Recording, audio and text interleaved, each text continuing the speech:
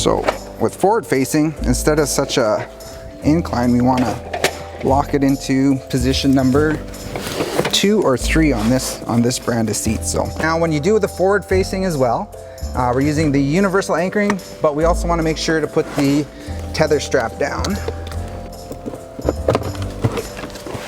So we're gonna go through there.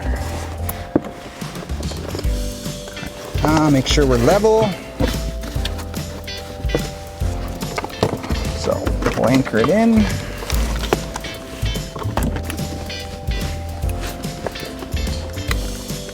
There.